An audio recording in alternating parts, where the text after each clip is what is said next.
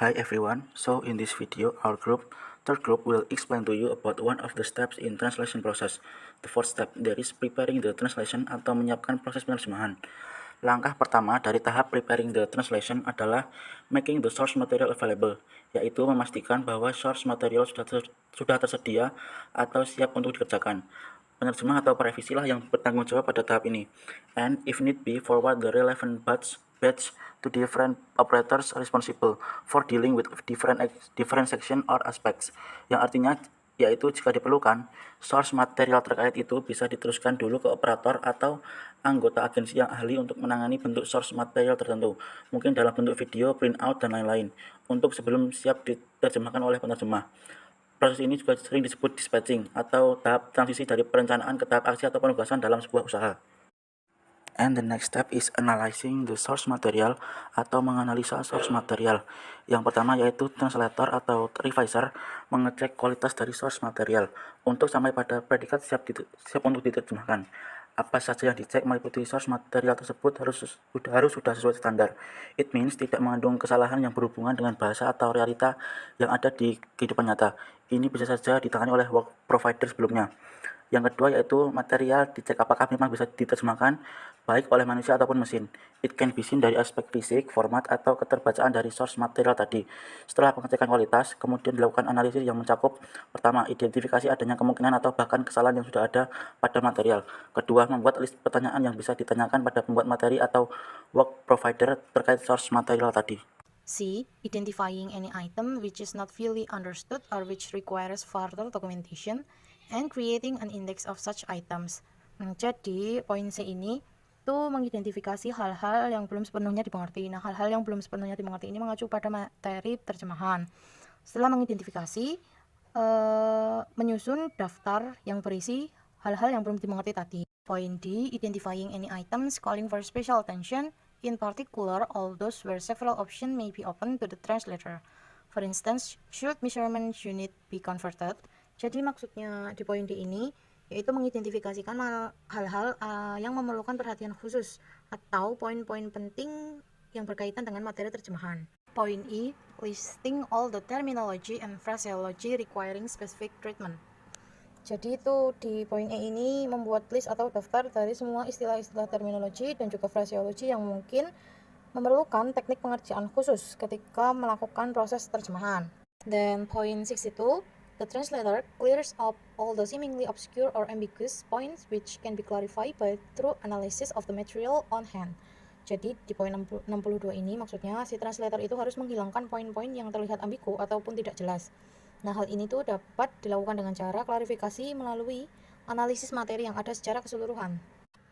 Point 63, the translator requests guidance or confirmation of choice as to non-standard or optional translation. Jadi di poin ini tuh maksudnya translator meminta panduan untuk terjemahan-terjemahan yang sifatnya itu tidak biasa. Point 64, the work provider and or the reviser acting on behalf of the work provider indicates which specific option should be followed by the translator, and as the case may be, what compensation should be introduced in relation to some option. That is, using a footnote where an acronym has been retained as in the original. Jadi intinya si work provider atau si perevisi ini bertindak atas nama work provider untuk memberikan atau mengindikasikan apabila ada pilihan-pilihan tertentu yang harus diikuti oleh si penerjemah. Dan poin 6 itu, the translator clears up all the seemingly obscure or ambiguous points which can be clarified by through analysis of the material on hand. Jadi di poin 62 ini maksudnya si translator itu harus menghilangkan poin-poin yang terlihat ambigu ataupun tidak jelas. Nah, hal ini tuh dapat dilakukan dengan cara klarifikasi melalui analisis materi yang ada secara keseluruhan.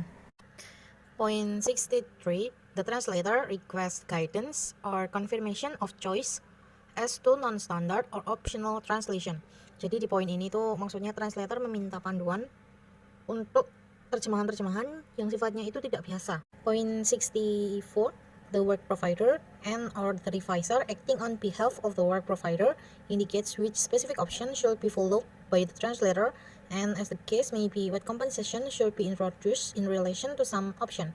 That is, using a footnote where an acronym has been retained as in the original. Jadi intinya si work provider atau si revisi ini bertindak atas nama work provider untuk memberikan atau mengindikasikan apabila ada pilihan-pilihan tertentu yang harus diikuti oleh si penerjemah. Di sini saya akan menyampaikan poin selanjutnya. Poin ke-65. The translator asks the work provider to provide access to the resource needed to obtain the information required and find the resource through the other channels. Jadi, penerjemah meminta penyedia kerja atau klien untuk menyediakan akses ke sumber daya yang dibutuhkan guna mendapatkan informasi yang diperlukan. Nantinya, penerjemah juga mencari channel atau sumber lain untuk mendapatkan informasi data yang lengkap untuk proses penerjemahan tersebut. Poin ke-66. If required, the reviser validates all the index compiled by the translator. Jadi, jika diperlukan, reviser memvalidasi semua indeks yang disusun oleh penerjemah. Dan memang ada baiknya begitu, karena untuk setiap hasil yang telah dikerjakan, si reviser ini harus memvalidasi juga indeks yang disusun oleh si penerjemah. Gunanya untuk memastikan apakah materi yang digunakan sudah sesuai atau tidak. Poin ke-67. The translator updates the guidelines and translation option on the basis of the answers provided by the work provider.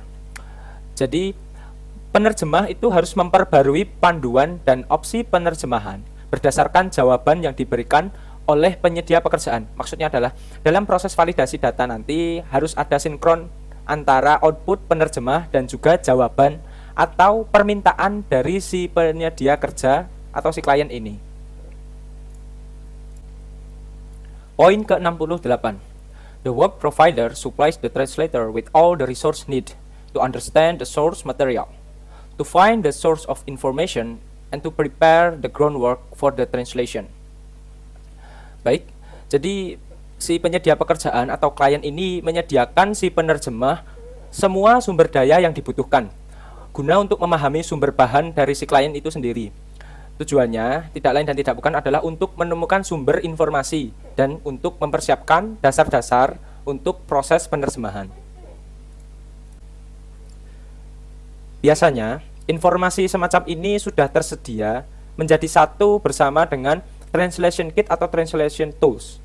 Akan tetapi, analisis mendetail dari sumber materi nantinya akan menemukan masalah baru atau tambahan-tambahan yang diperlukan dalam proses penerjemahan. Poin ke-69.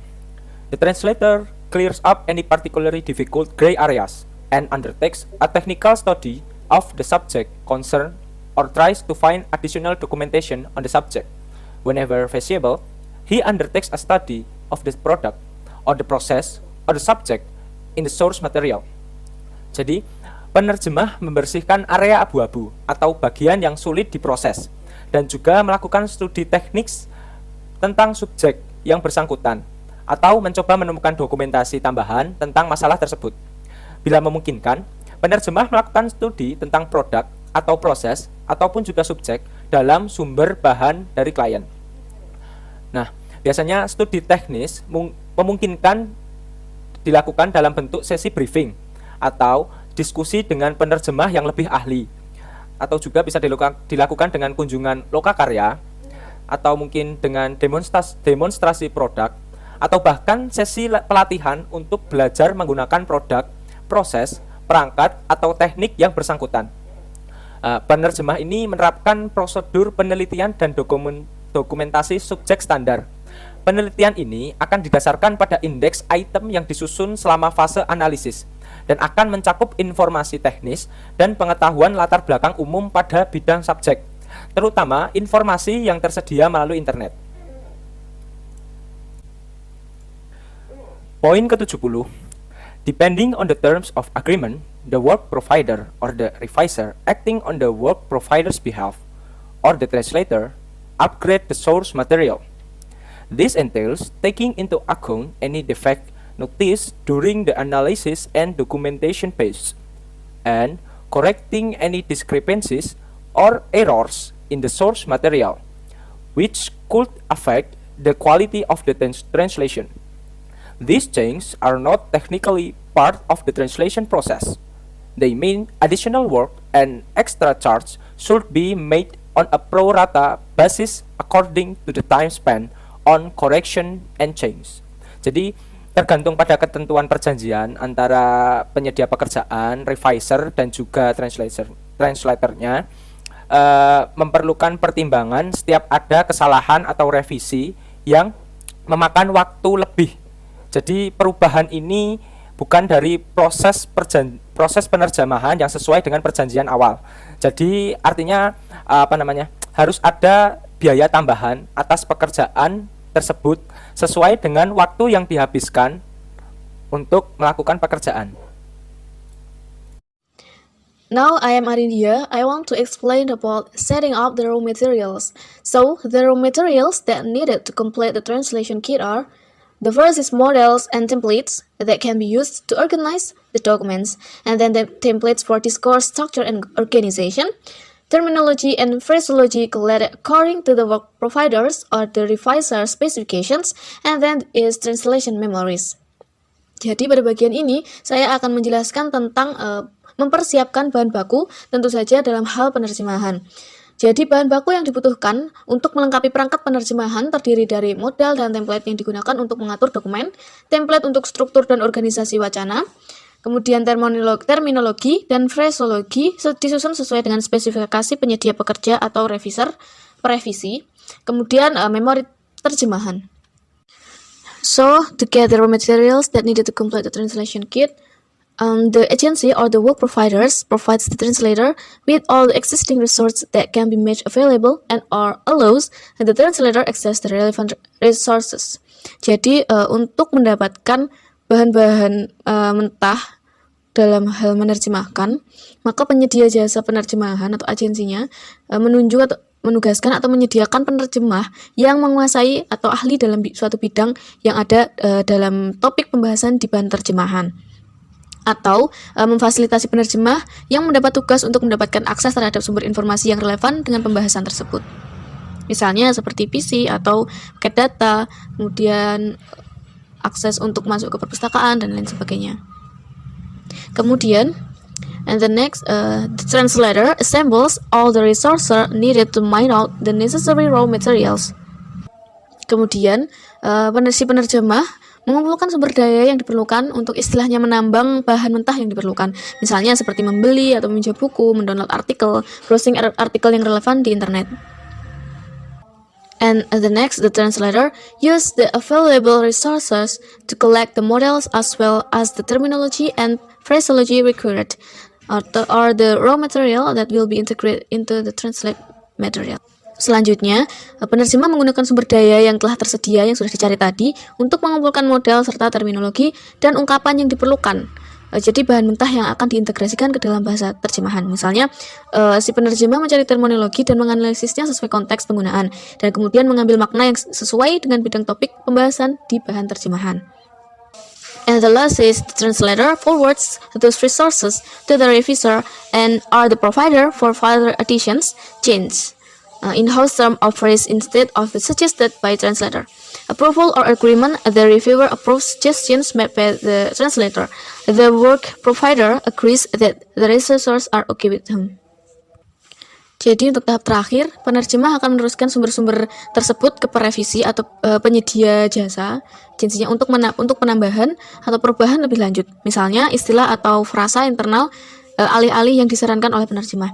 Kemudian akan ada persetujuan atau ketidaksetujuan. Ketika peninjau menyetujui, maka saran dibuat oleh penerjemah, maka penyedia pekerjaan setuju bahwa sumber daya akan baik-baik saja. Jadi maksudnya ketika sumber daya itu sudah terkumpul terminologi, templates dan modelnya, kemudian diserahkan kepada perevisi atau yang memberikan dan menerima penerjemahan. Kemudian dicek oleh perevisi. Ketika disetujui, maka penerjemah juga akan menggunakan dan menganggap bahwa sumber daya atau yang kita cari tadi seperti model, templates dan juga terminologinya bisa dan baik-baik saja ketika diterapkan dalam penerjemahan. And then is doing translation samples whenever required, and particularly when the translation is the first contract undertaken for the particular work provider, the translator submits one or several translation samples to the work provider or revisor for approval. A translation sample is different from a test. The aim is no longer to check the quality of the translator's work, but to agree on various aspects on translation and how it will actually be carried out. The sample allows the work provider to check that all the options chosen are valid and to get an idea of the end result. Kemudian yaitu membuat sampel terjemahan. Kadang-kadang ketika diperlukan dan khususnya ketika seorang penerjemah itu baru pertama kali mengambil kontrak untuk menerjemah, penerjemah tersebut akan menyerahkan satu atau beberapa contoh terjemahan kepada penyedia karya atau previsi untuk persetujuan. Sampel dari beberapa karya tersebut bukan untuk mengecek seberapa kualitas penerjemahan, namun digunakan untuk mengetahui aspek-aspek terjemahan dan bagaimana penerjemahan nanti akan dilakukan, mana pembahasan yang akan diangkat terlebih dahulu, dan lain sebagainya. Kemudian sampel pekerjaan atau karya terjemahan tadi akan diperiksa oleh previsi atau penyedia pekerjaan. Ketika sudah valid, maka setidaknya penerjemah nanti akan mengetahui atau sudah diketahui bagaimana hasil akhir dari sebuah bahan terjemahan nanti akan diproses. Step selanjutnya adalah having the researches atau raw materials and additional specification approved, atau memastikan bahwa raw material dan spesifikasi tambahan telah disetujui. The work provider or revisor akan menyetujui raw material dan sumber yang diajukan oleh penerjemah untuk digunakan, dengan catatan bahwa the items submitted are valid and correct, yang artinya sumber yang diajukan sudah terbukti kevalidasiannya. Kemudian penerjemah menyusun raw material tadi in form of tables and repertories, atau menggabungkannya dengan search material. Next, the translator menerima any specification yang telah ditetapkan work provider dan mengambil semua tanggung jawab. Poin 4.7 is advanced operation, yang artinya operasi penerjemahan yang dilakukan sebelum waktu normal proses penerjemahan utama. Maksudnya, penerjemahan terhadap komponen yang biasanya selalu muncul di search material seperti menu dan dialog box, aplikasi software, dan yang bagian yang dirasa penting di search material. Karena tentu apa yang tertulis di sana akan selalu jadi acuan untuk melakukan penerjemahan. Hasilnya akan di-approve oleh work provider dan revisor. And then semua mulai dari raw material sampai researches dirasa siap, baru proses penerjemahan akan maksimal nantinya.